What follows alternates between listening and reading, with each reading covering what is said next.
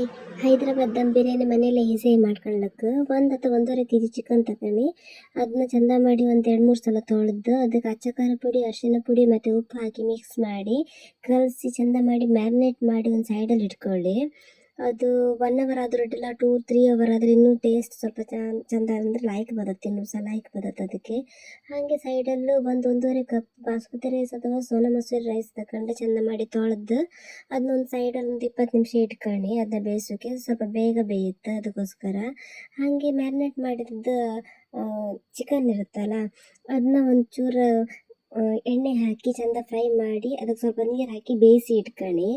ಅಂದರೆ ಊರು ಕೋಳಿ ಆದರೆ ಬೇಗ ಬೇಯಿಸಿ ಇಟ್ಕೊಂಡ್ರೆ ಸ್ವಲ್ಪ ಒಳ್ಳೆದಾಗ್ತಲ್ಲ, ಅದಕ್ಕೆ ನಾರ್ಮಲ್ ಕೋಳಿ ಆದರೆ ಒಟ್ಟಿಗೆ ಬೇಯುತ್ತೆ, ಅಡ್ಡಿಲ್ಲ. ಹಾಗೆ ನೀವು ತೊಳೆದಿಟ್ಟ ಅಕ್ಕಿಗೆ ಎಲೆ ಮತ್ತು ಚಕ್ಕೆ ಮತ್ತು ಸ್ವಲ್ಪ ಜೀರಿಗೆ ಹಾಕಿ ಒಂದು ಸ್ವಲ್ಪ ಎಣ್ಣೆ ಮಿಕ್ಸ್ ಮಾಡಿ ಬಿಸಿ ಮಾಡಲಿಕ್ಕೆ ಬೇಯಿಸ್ಲಿಕ್ಕೆ ಇಡಿ. ಸೈಡಲ್ಲಿ ಹಾಗೆ ಈರುಳ್ಳಿ ಸಹ ನಾನು ಫ್ರೈ ಮಾಡ್ಕೊತಿದ್ದೆ, ಸ್ವಲ್ಪ ಡೀಪ್ ಫ್ರೈ ಮಾಡ್ಕೋದು. ಸ್ವಲ್ಪ ಡೀಪ್ ಫ್ರೈ ಮಾಡಿ ತೆಗೆದು ಸೈಡಲ್ಲಿ ಇಟ್ಕೊಂಡಿದ್ರೆ ಅದು ನೆಕ್ಸ್ಟ್ ನಮಗೆ ಹಾಕೋಕೆ ಬೇಕಾಗ್ತದೆ. ಅದಕ್ಕೆ ಅನ್ನನ ಚೆಕ್ ಮಾಡ್ತೀರಿ, ಜಾಸ್ತಿ ಬೇಯೋಕ್ಕಾಗ ಒಂದು 70% ಮಾತ್ರ ಬೆಂದಿರಕ್ಕೆ.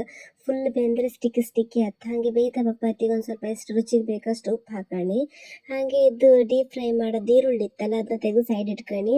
ಆ 70% ಬೆಂದದ ಅನ್ನನ್ನು ಅದನ್ನ ನೀರೆಲ್ಲ ಇಂಕಿ ಹೋಗಂಗೆ ಬಸ್ಸೋಕ್ಕೆ ಒಂದು ಹೊಟ್ಟೆ ಪಾತ್ರೆ ಇರುತ್ತಲ್ಲ, ಆ ಪಾತ್ರಕ್ಕೆ ಹಾಕಿ ಬಸ್ಕೊಳ್ಳಿ. ನಾವು ಒಂದು ಪ್ಯಾನ್ ತಗೊಂಡು ಅಥವಾ ಸಪ್ರೇಟ್ ಅಂತ ಬಿರಿಯಾನಿ ಮಾಡೋ ಪಾತ್ರ ತಗೊಂಡ್ರು ಅತ್ತ. ನಾನು ಸಪ್ರೇಟಾಗಿ ಪ್ಯಾನ್ ತಗೊಂಡೆ.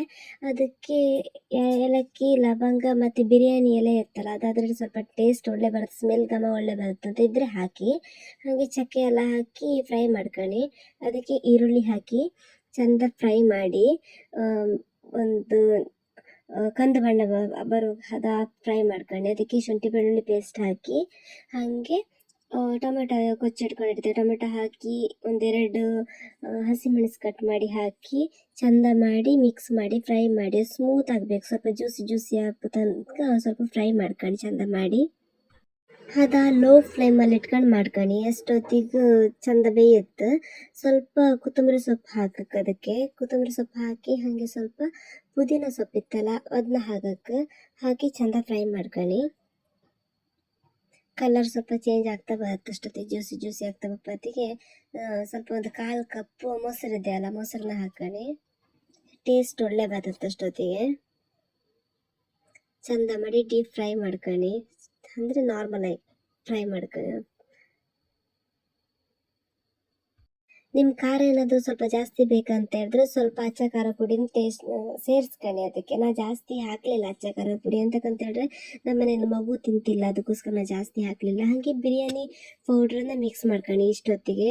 ಅಂದರೆ ನೀವು ನಿಮ್ಮ ಮನೆಗೆ ಮಾಡಿದ ಬಿರಿಯಾನಿ ಪೌಡ್ರ್ ಇದ್ದರೂ ಆಯ್ತು, ಇಲ್ಲ ಅಂತ ಹೇಳಿದ್ರೆ ನೀವು ಅಂಗಡಿಯಿಂದ ತಗೊಬಂದು ಪ್ಯಾಕೆಟ್ ತಗೊಬಂದು ಒಂದು ಪ್ಯಾಕೆಟ್ ಮಿಕ್ಸ್ ಮಾಡಿ ಸ್ವಲ್ಪ ಗರಂ ಮಸಾಲ ಹಾಕಿ ಮತ್ತು ಕೋರಿಯಾಂಡರ್ ಪೌಡರ್ ಇರುತ್ತಲ್ಲ ಅದನ್ನು ಸ್ವಲ್ಪ ಹಾಕಿ. ಅದಕ್ಕೆ ಬಿರಿಯಾನಿ ಪೌಡ್ರಲ್ಲಿ ಆಲ್ರೆಡಿ ಹಾಕಿರ್ತಾರೆ, ನಾವು ಎಕ್ಸ್ಟ್ರಾ ಸ್ವಲ್ಪ ಸೇರಿಸ್ಕೊಂಡ್ರೆ ಸ್ವಲ್ಪ ಟೇಸ್ಟ್ ಒಳ್ಳೆ ಬರುತ್ತೆ, ಸ್ಮೆಲ್ ಬರುತ್ತೆ, ಅದಕ್ಕೋಸ್ಕರ ಸ್ವಲ್ಪ ಎಕ್ಸ್ಟ್ರಾ ಸೇರಿಸ್ಕೊಂಡು ಚಂದ ಮಾಡಿ ಫ್ರೈ ಮಾಡಿ ಅದಕ್ಕೆ ಎಷ್ಟು ಉಪ್ಪು ಬೇಕಂತ ರುಚಿಗೆ ತಕ್ಕಷ್ಟೊಂದು ಉಪ್ಪು ಹಾಕೊಂಡು ನಾವು ಬೇಯಿಸಿ ಇಟ್ಕೊಂಡಿದ್ದು ಕೋಳಿನ ಹಾಕ್ಲಕ್ಕೆ. ಇಲ್ಲಾಂದರೆ ಇದು ಒಟ್ಟಿಗೆ ನಾರ್ಮಲಾಗಿ ಬೇಯಿಸ್ಕೊಳ್ಲಕ್ಕೆ. ನಾರ್ಮಲ್ ಕೋಳಿ ಆದರೆ, ಊರು ಕೋಳಿ ಅಂತ ಹೇಳಿದ್ರೆ ಸ್ವಲ್ಪ ಗಟ್ಟಿ ಇರುತ್ತಲ್ಲ, ಅದಾದರೆ ನಾವು ಎಕ್ಸ್ಟ್ರಾ ಬೇಯಿಸಿ ಇಟ್ಕೊಂಡು ಹಾಕ್ಬೋದು.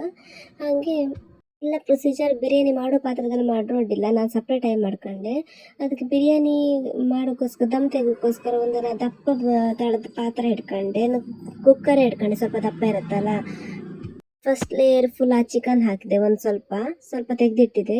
ಕಡೆಗೆ ಕೊತ್ತಂಬರಿ ಸೊಪ್ಪು, ಪುದೀನ ಸೊಪ್ಪು ಹಾಕಿ ಸ್ವಲ್ಪ 1 ಲೇಯರ್ ಅನ್ನ ಹಾಕಿ ಮತ್ತು ಪುನಃ ಅದಕ್ಕೆ ಫ್ರೈ ಮಾಡಿಟ್ಟಿದ್ದೆ ಈರುಳ್ಳಿ ಹಾಕಿ ಅನ್ನ ಹಾಕಿ ಫುಲ್ ಮಾಡಿದೆ ನಾನು.